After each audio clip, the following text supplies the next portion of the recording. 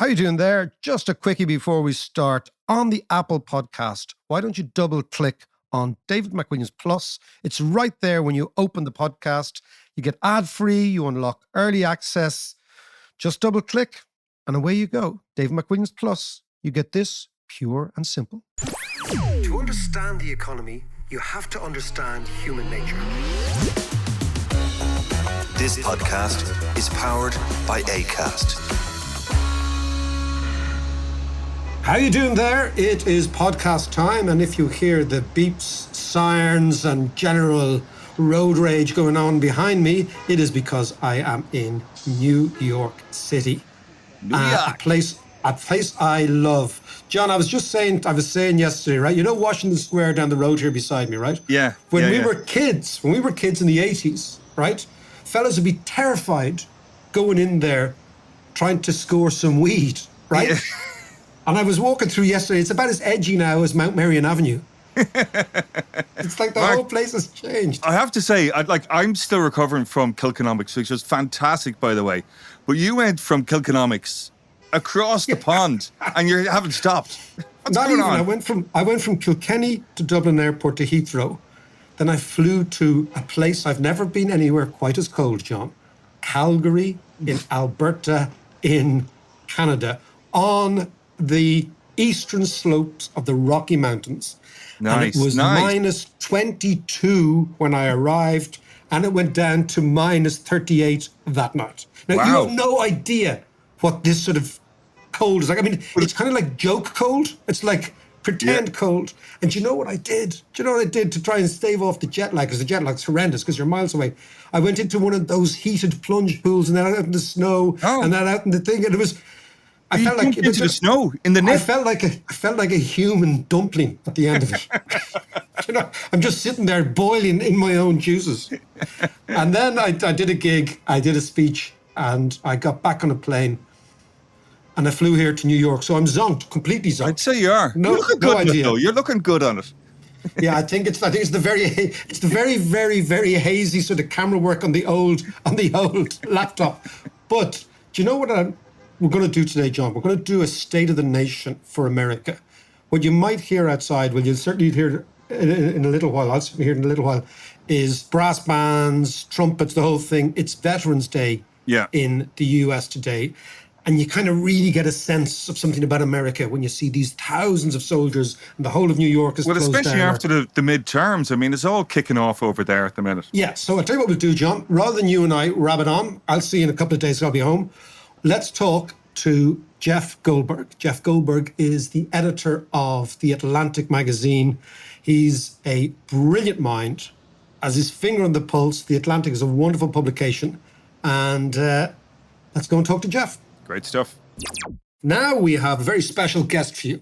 Jeff Goldberg is the editor of The Atlantic magazine. For many, the premium political, cultural magazine in the United States. I've been a subscriber for many, many years. An extraordinary amount of editorial nous comes out of this. And the man at the top is with us. Jeff, how are you? That was very nice. Maybe you can give our subscription URL or something. Okay, so it's theatlantic.com/subscriptions. Yes. Please send money. Yeah. No, Jeff, listen, good to see you again. The last time I saw you, we were late and chatting late at night. At least today we're slightly sober. Yeah. Speak for yourself. Jeff, let's get straight into it. Okay, I want to talk to you about the state of the nation. We're in the States. This podcast is going to be almost like a letter from America. We're 48 hours after midterm elections. What happened? What does this tell us about the States? It's a big question. You know, there's a lot of people here in America. I don't know if you know that it's even bigger than Ireland. So it's actually mostly Irish, but it's bigger than Ireland. I've believe reading about you that you actually told me you were brought up in an Irish-speaking, Irish-American area in Brooklyn. Yeah, in Brooklyn and Long Island. I have Irish relatives, actually. There's a lot of mixing around here, and I have Irish relatives who I enjoy very much. That's a strange thing to say. Of course, I enjoy them. What does that mean? Basically, I've got some. Don't worry, I've got some relations I wouldn't talk to. No, I have that too, but just not the Irish side. I mean, Okay. So what happened is that a lot of people were expecting a Republican wave, and we didn't get the Republican wave. And now we're in the period when we're trying to figure out why we didn't have a Republican wave. I would point out before everybody, there's a lot of, jubilation on the left side of the fence. Oh, we're safe. We're out of the woods, whatever. Republicans are still going to probably control the House. Republicans control the Supreme Court forever, essentially. They have in Ron DeSantis, the overwhelmingly reelected governor of Florida, a very, very potent presidential candidate for 2024, much more potent than anything the Democrats have. So it's not like all the Republicans woke up one morning and said, what was that about? Or what was that fever? There's still a fever, and there's still authoritarian streak that's running through a lot of our politics. But I would make a couple of very quick points. The first is that, and I love this observation, I forgot who made it already. I think David Frum possibly said, what we're learning is that Americans don't mind if their politicians are in alliance with weirdos, but they don't want to vote for weirdos. And by weirdos is the second point. A lot of the folks, most of the folks running for office who were election deniers, who got on that kind of psychotic Trump train, I won the election. How could you say I didn't? They lost.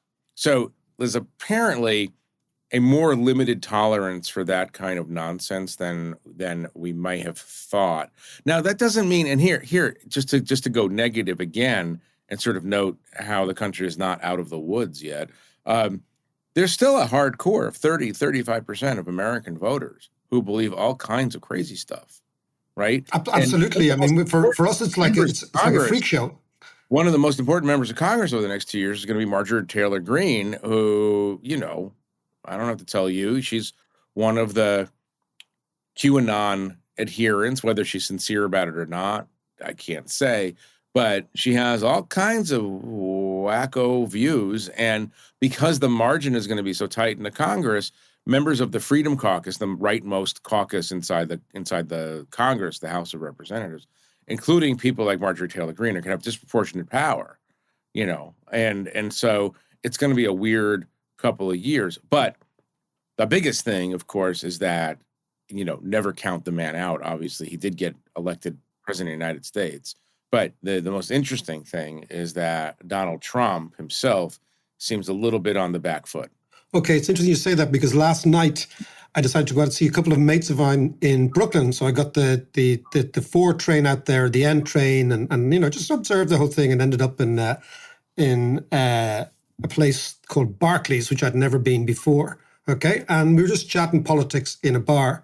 Mm-hmm. And they were saying to me, and they're kind of Irish Americans, always Democrats, etc. But they were saying to me that they really got the feeling that Trump is a loser. Yeah. That he, and they said, that's a big change. Can I tease that out for me? Yeah. Look, the thing he fears most in the world is being called a loser, right? The thing that drove him around the bend completely was actually losing. So this is all deeply psychological. The reason he is claiming that he didn't lose the election is because he can't lose in his mind, right?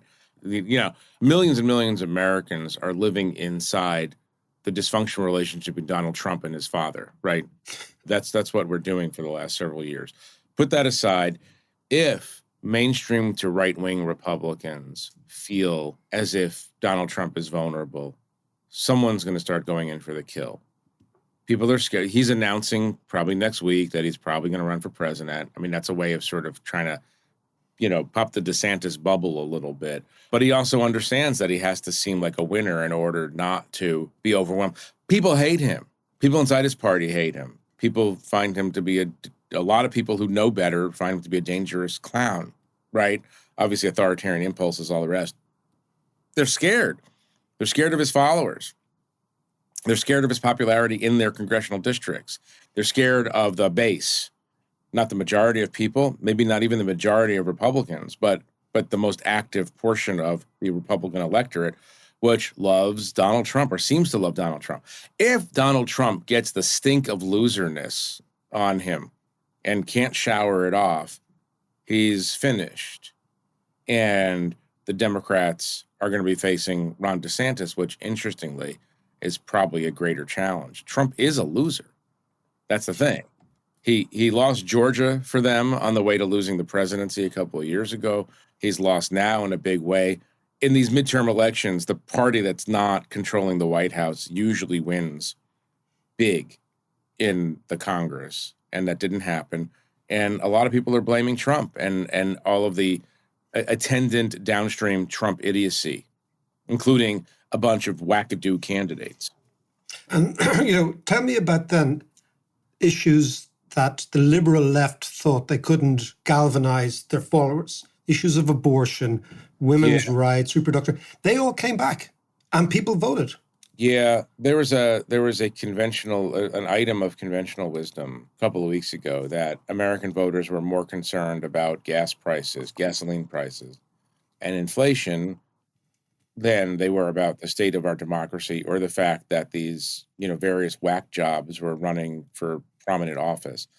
Again, it's a big, complicated, messy country, and not just one thing is true. But what is also true is that it's inchoate. It's hard to describe, but I've always believed, at least until the Trump era, or certainly certainly before the Newt Gingrich era, that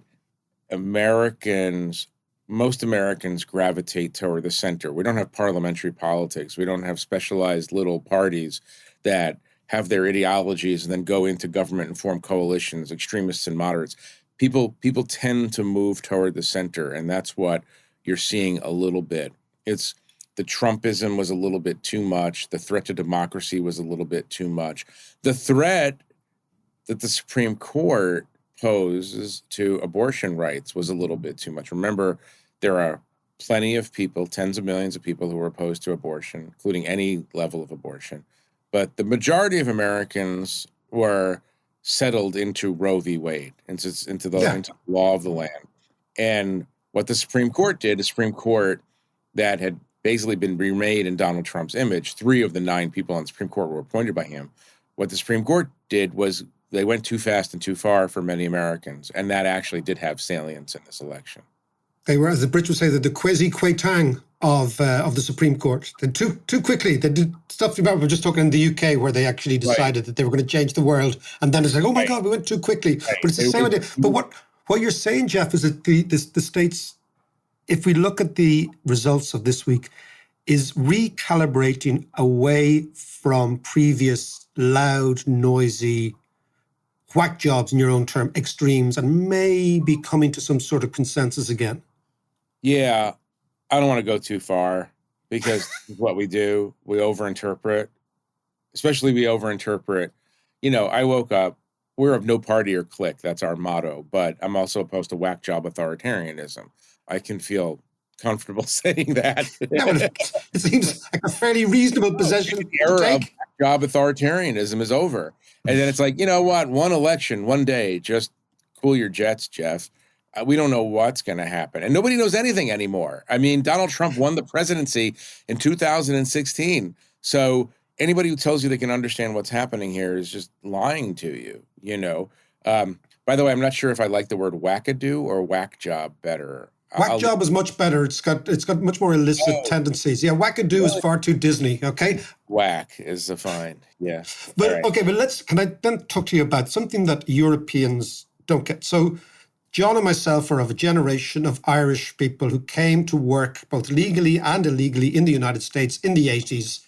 Right. Saw America as a beacon by and large, although there was many anti-Reagan protests, there was the Iran-Contra affair, but we're children of that generation. Yeah. And America, for music, rock and roll, sex, drugs, all the good stuff, it was a beacon for us, okay?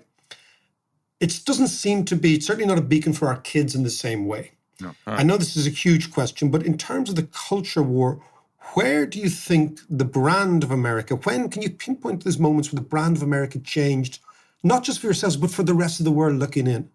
Yeah, I would push back a little bit on the overarching premise, and I can't speak to what young Irish people feel about America, but I've been in Ukraine this year, and I know what young Ukrainians think about America, and I know what Taiwanese people think about America. So Actually, by the way, we're going to go there to Ukraine and Taiwan in a second, but just to give the sort of the general West European feel. It's interesting, and it varies from country to country. Look, millions of people still try to immigrate to America each year. For some reason, a large portion of the Republican Party thinks that's a bad thing. You know, if the choice is having people want to live with you or not want to live with you, I vote for like the want to live. Yes. You know, nobody wants to immigrate to mainland China. Nobody's like trying to get a visa to go have permanent residency in Moscow. Like I take it as a compliment. That said, I think there's probably a combination. I mean, this is probably true in Western Europe more than other places, but a combination of head scratching. Like we like your music. We like hamburgers. We like whatever the hell we like. We don't understand why you shoot up schools all the time. We don't understand why you replaced a guy like Barack Obama with a guy like Donald Trump. That makes no sense. This is what I mean. This is what I mean. Had plenty of times. Like I mean, it's almost, you know, it's like what is this? What explains this bipolar quality of your politics and of your culture? The truth is that we are two nations. I'm not saying that we're in a civil war, but what I'm saying is maybe we've always been in a kind of a civil war. There are two countries here. You know, what you're having in Europe, people who don't understand what category to place America in, because the truth is it's in both categories. You know, there are places in America where no smart young Irish person would want to live. And there are places in America that would be magnetically attractive for a young, smart Irish person to come live. And all these things can be true. And the fight isn't, one of the things this election showed is that the fight isn't over. That we have not had the decisive round. Which team has won? Team, you know, open, expansive, optimistic. Come on, everybody, let's build something interesting here. We know we're imperfect, but we're trying to become a better country, versus the kind of white ethno-nationalist forces of reaction that are scared about the future. Technology has disrupted them. I have plenty of sympathy here, by the way, because, you know, we're talking about people who are in left behind kind of communities. Yeah, absolutely. It's misery. NAFTA screwed them in some ways. They've been screwed in a lot of different ways. And then the demagogues come along and say it's the Mexicans' fault. It's the black people's fault. It's the globalists' fault. It's George Soros' fault, whatever. The point is that the fight is on. The fight has been on. You know, we don't have an answer to this. One answer is to, and again, this is the part of Republican Party politics I just don't understand, is why wouldn't we want to be attractive to young Irish people who want the expansiveness, openness, possibility, career-defining years? Precisely.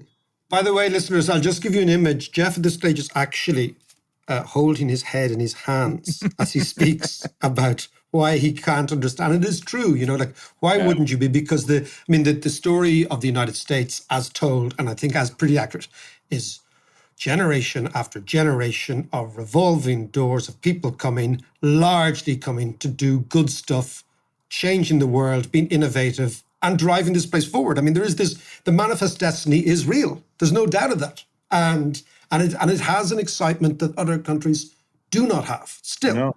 Yeah. I mean, Ireland's pretty exciting. Yeah, but we had 800 years of shit, so it's exciting for 18 months. Yeah. But by the way, can I make one specific point in Yes. context?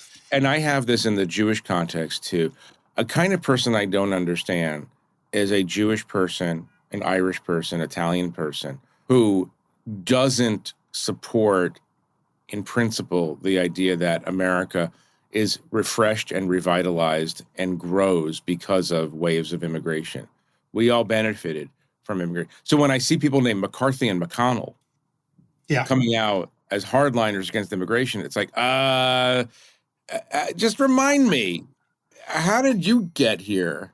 Yeah, no, I'm with you completely. And there's not just McCarthy and McConnell, there's a hell of a lot back. And of course, we go back to McCarthy himself, Joe McCarthy. And it's just weird. And if you look at the American history and the know-nothings and the Star-Spangled Banner and the fact that we were the epicenter of anti-immigration in the 1850s. And we were the people the WASPs hated. The Irish were the actual ethnicity that started America's nativism. Just as the Jews became white, quote unquote, in the American context, well after they got here. Irish, same thing. Italian. Yeah, no.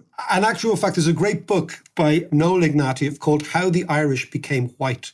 Yeah. Published in Harvard. And he's Michael Ignatieff's dad. Do you remember the Liberal candidate from Canada? Canadians. His dad. Yeah, they're Canadians.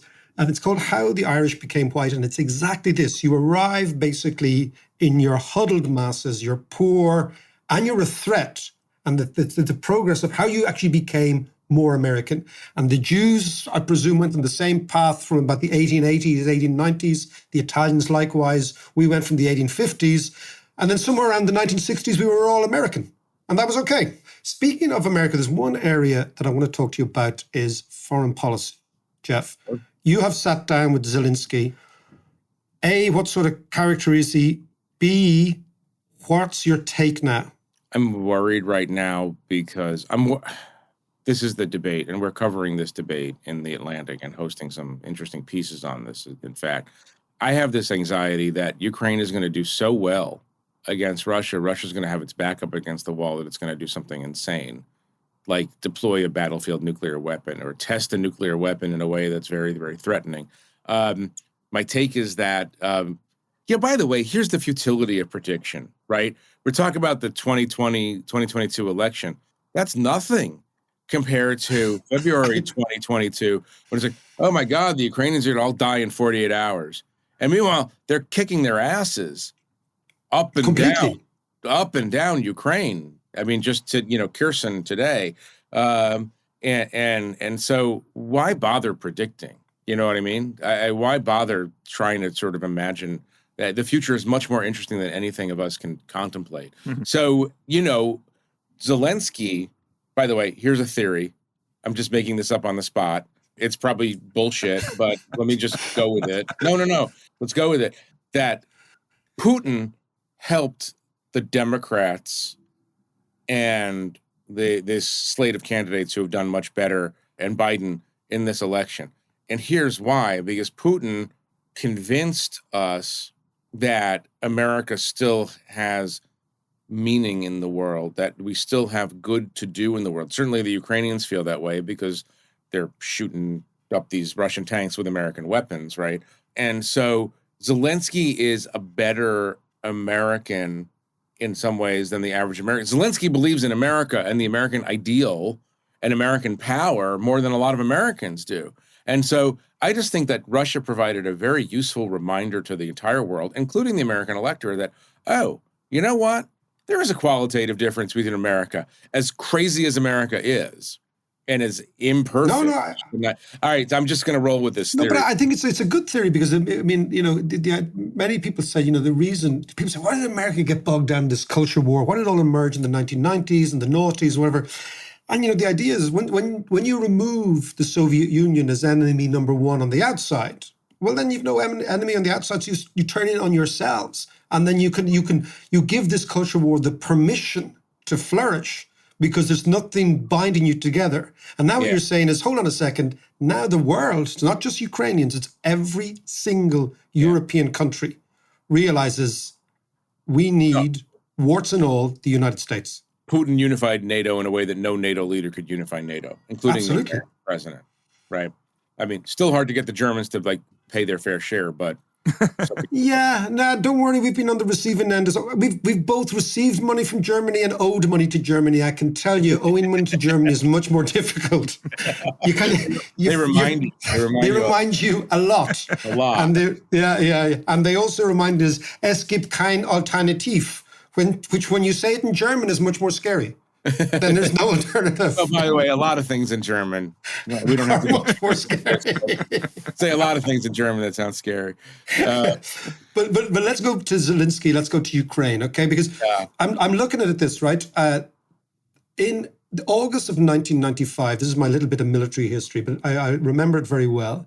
The government in Belgrade, I'm talking about Kherson now, the government in Belgrade under Milosevic, trying to save his own skin and trying to look for a deal, basically abandoned his Krajinian Serbs, about 400,000 people who lived in the Serb ethnic area of Croatia. He saw the Croatian army about to kick ass with American backing.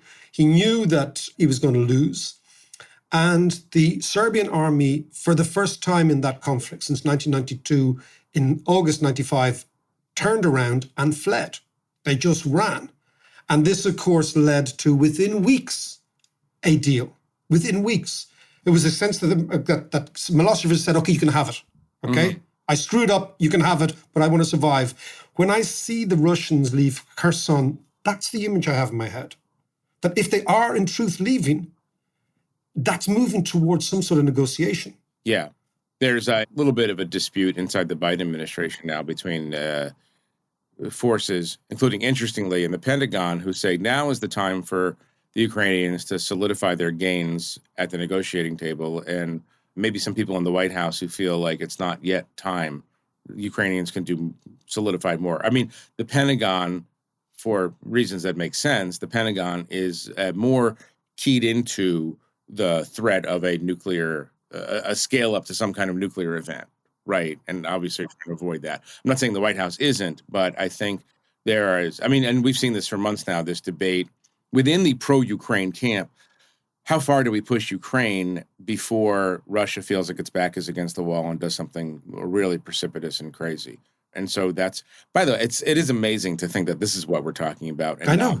Not just like, new live aids for Ukrainian refugees, because Ukraine has been absorbed into Russia.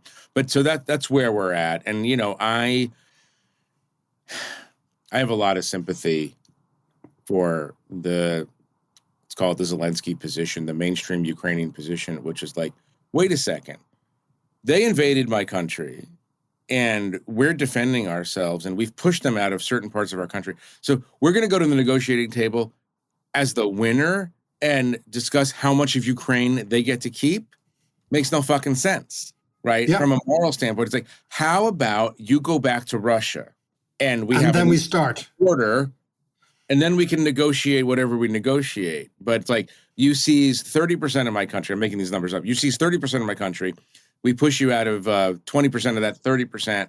And now we're going to negotiate about how much you get to keep of the rest, even though we're stronger than you are. And of course, we're right and you're wrong.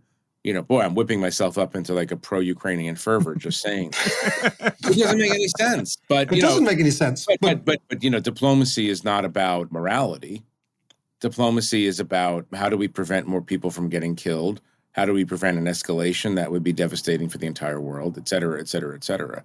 So, there's a status quo ante, the 2000. I mean, this is not the first time Russia, invaded Ukraine in recent years. 2014 was an invasion. Sure. We just absolutely sort of mostly forget about that Russia has been occupying Ukrainian territory for quite a while. And the world it's kind of interesting, right? And the world was sort of like, yeah, okay. I mean, I spent a lot of time studying the Obama administration reaction to that. And the Obama administration position was, yeah, well, that's Russia's sphere of influence, and we don't care as much as Russia does. So they have escalatory dominance in this. And so we're not even going to try to escalate because I ain't going where they're going. Yeah, precisely. Because I ain't going where they're going, and I don't want to go where they're going. I don't want to go where they're going. Jeff, can we switch the discussion now, right, to Israel? You have been... I thought we were going to talk about my investments in crypto. Twitter, your investments in crypto? Yeah, no, I'm investing heavily in Twitter and crypto. Okay, so you can I don't want to talk about. I just think it's very funny. I just think I know it's not funny. These are tragedies for people and people. Okay, but let's talk about let's talk about Twitter, media, what Elon Musk is doing or not doing. You talked about conversations in Donald Trump's head with his dad. I'm now looking at conversations in Elon Musk's head with himself. Okay. Right? It's the most astonishing thing. And by the way, it's like he spends all of his time on Twitter as opposed to running Twitter. Exactly. Yeah. No, he spends all his time on Twitter asking people what the fuck should he do with something he's just paid $44 billion for. No, in all seriousness, I mean, I know, you're an economist, so I'm not going to try to keep up. But my assumption is that there are very few instances in modern history in which somebody has so aggressively sought to destroy the value of his own company this Yes. quickly. Yeah. I don't understand it because It doesn't make sense. I think on the podcast last week, I think John had said that as far as I could see, Elon Musk in one deal destroyed about $30 billion of value. I mean, that's very impressive. You really have to try hard. But this week as well, he also mentioned that there was a risk of going bankrupt, which is bizarre. The thing is crazy. The thing is Right. absolutely, and then of course at the same time, the young fella I'm always very worried when people go by their initials, particularly if they're under 30. Yeah, You know, yeah. like- The guy who runs like- crypto, MBS, right? Yeah, like MBS or DSK or whatever his name is. Yeah. So DSK is the Crown Prince of Saudi Arabia, right? Yeah. And MBS is the geezer with the curly hair and the Bermuda shorts. Yeah.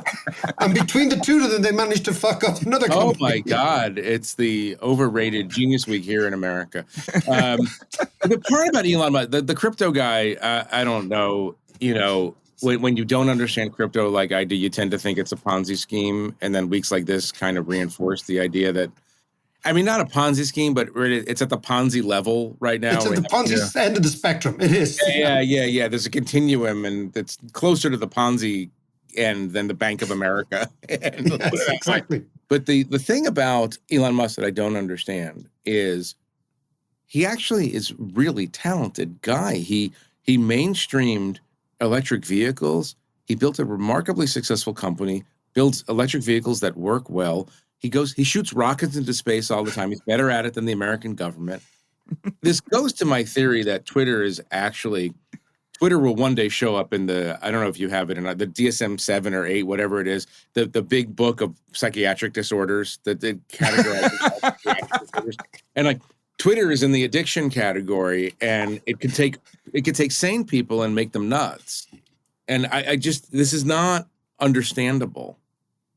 It makes no sense. And as you said, for somebody who was financially very savvy, built not just companies, but built wealth, was on the cusp of all sorts of technological innovation, appeared to have everything under control, so much so that he could call up, half of Wall Street and says, look, I've got this mad idea to buy Twitter. Will you back me at any cost? They say, yeah, no problem. How much do you want? Yeah, we'll sign up here. Fuck it. Yeah, we'll have that. And can we have more of that? And can we sell the really shitty options to our third-rate clients to pick them up? And we'll issue really dodgy bonds against that. And sure, we're all going to make money. And then he rings up Larry Ellison and all these really other rich guys. And he says, hey, lads, are you in for a few billion? They said, yeah, whatever it is, name your price, Elon. This is the weird thing.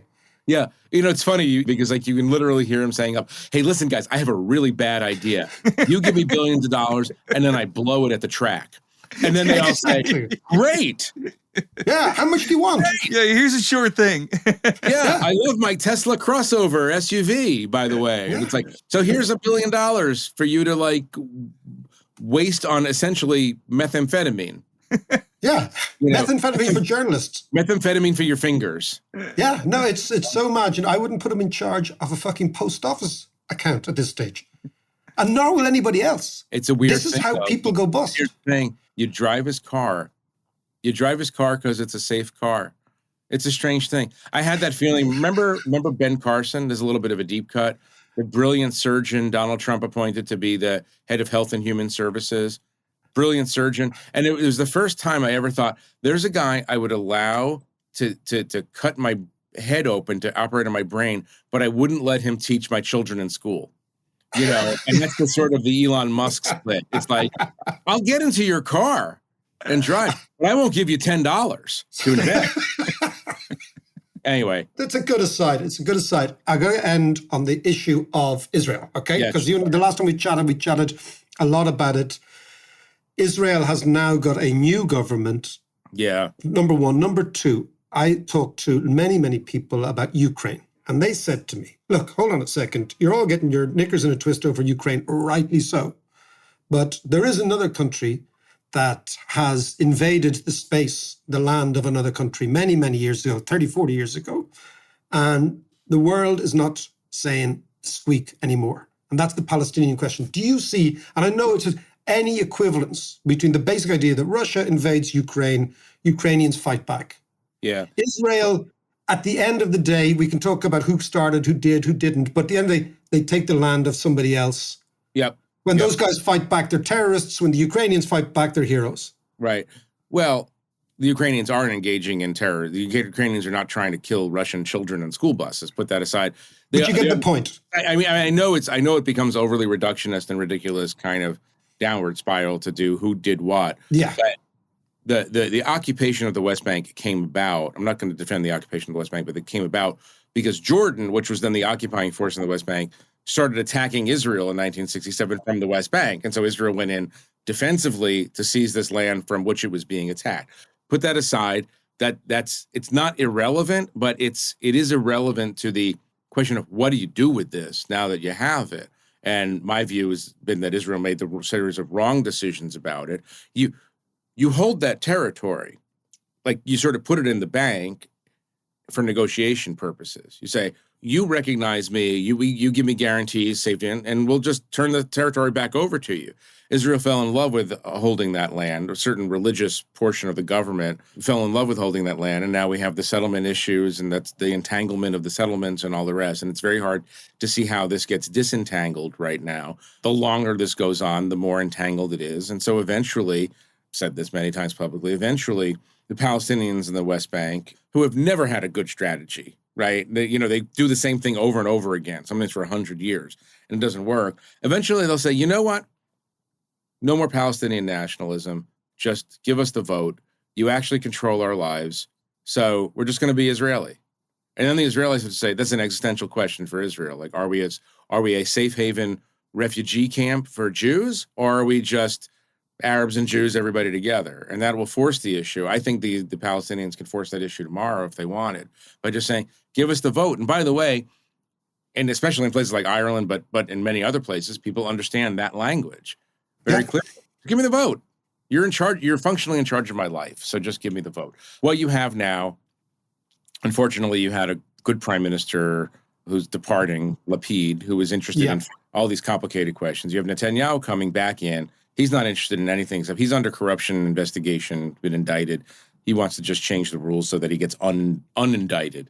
And the real danger here, and by the way, one of the interesting things about this is that it's not unique. I see Israel sometimes as a very, very small India, which is to say you have this new ethno-religious nationalism that has become very, very toxic. Obviously, it's become very, very toxic in India, which was formerly a multicultural, multi-ethnic, multi-confessional democracy that's now sort of a Hindu nationalist state. Obviously, huge scale, 200 million Muslims make up a minority. But the same basic framework. Yeah, and by the way, this is Hungary and it's Italy and it's Donald Trump's America. I mean the same wave that we've experienced here and that various European countries have experienced to some degree or another. Brazil experienced, and it's undone momentarily, like at least for this moment.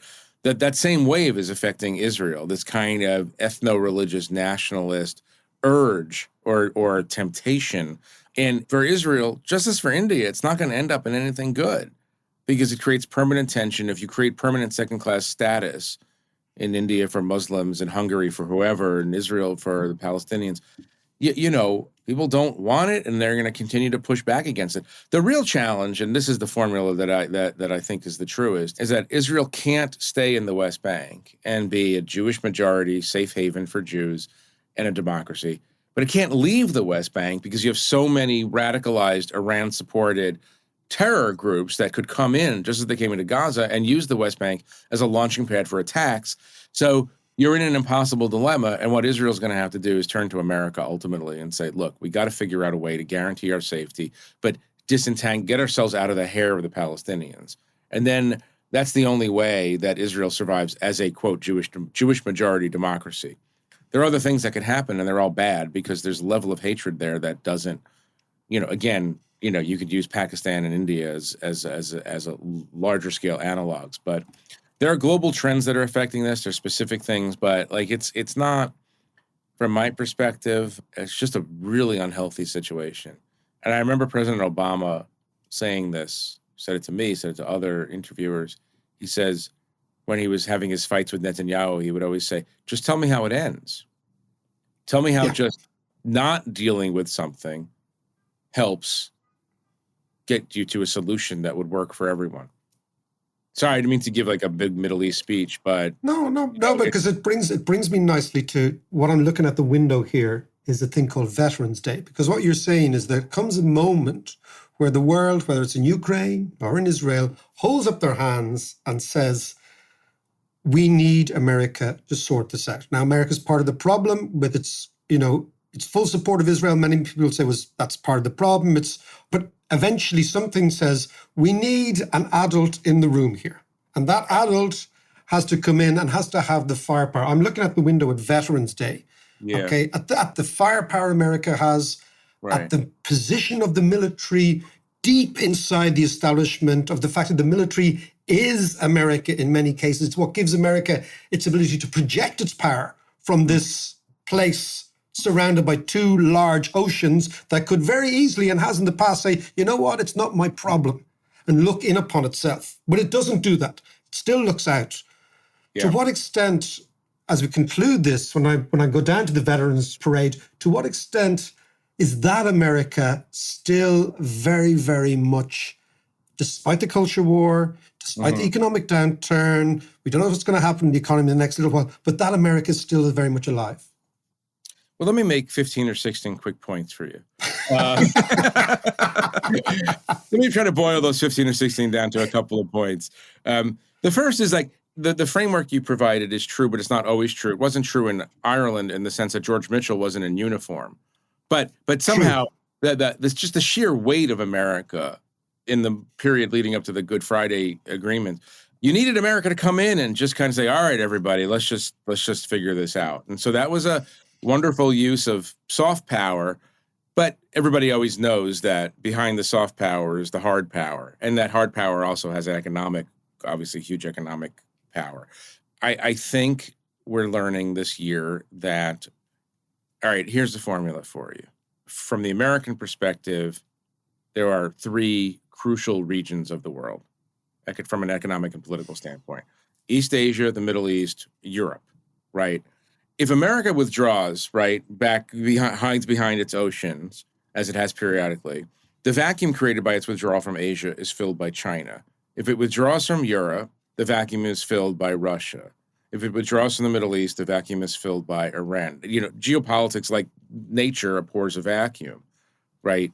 So the question you have to ask, even critics of America have to ask, is like, okay, is an Asia in which China is the dominant power better than an Asia in which the United States is playing a role?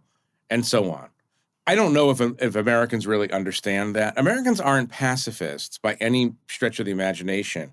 Americans' objections that grew over time to the Iraq War and the Afghanistan War were not because we were pacifists. Americans like to just win. I mean, it goes back to Donald Trump, the fear of being a loser. Americans love to win wars. They hate to lose wars. And they also, because we have the attention span of fleas, we hate wars that go on for too long. That's why the Persian Gulf War in 1991 was a perfect American war. 100-hour invasion. Saddam runs away. Call it a day. Let's have a parade. And literally had a huge parade in New York where you're sitting. But, this is why I come back to this point all the time about how Zelensky and others across the world are better at articulating America's role in the world than most Americans at this point.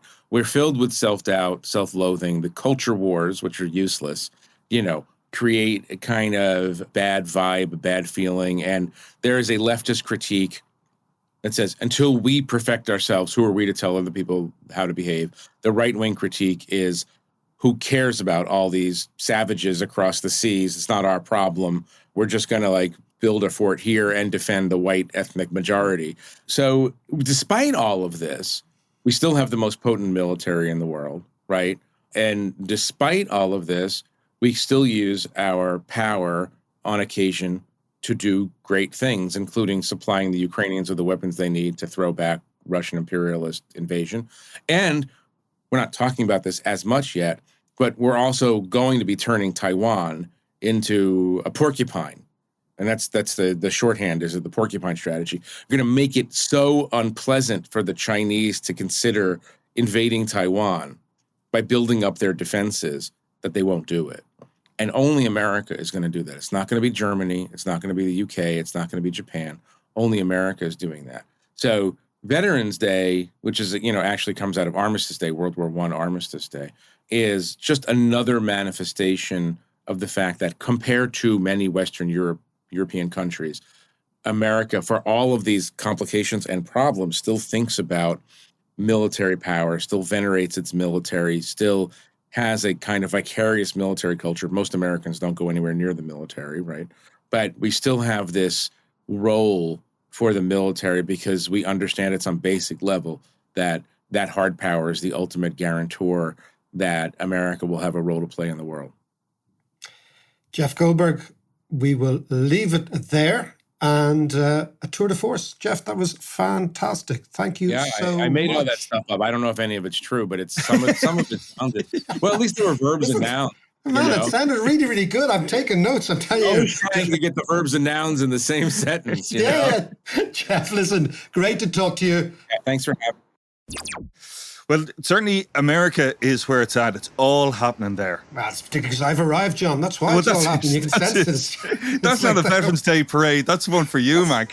Ticker Day parade for you. Kim Il-sung of economics. They're all coming down Fifth Avenue. Fifth Avenue showing textbooks and graphs and charts. Come here, Jeff was fantastic there, and he covered so much stuff that we'll probably have to tease out over the next few weeks. Yeah. But it was a long one, so let's leave it for now. But on Thursday, we're going to have your conversation with Nassim Taleb. Oh, the great Nassim Taleb. That was a humdinger. Yeah, it was a humdinger. And I'll tell you how I met Nassim Taleb. Fascinating thing. I contacted him. I didn't know him. And I invited him to Kilkenomics. Somebody put us together. And he said, interesting, I'll meet you in a restaurant. It's a Lebanese restaurant uptown, right?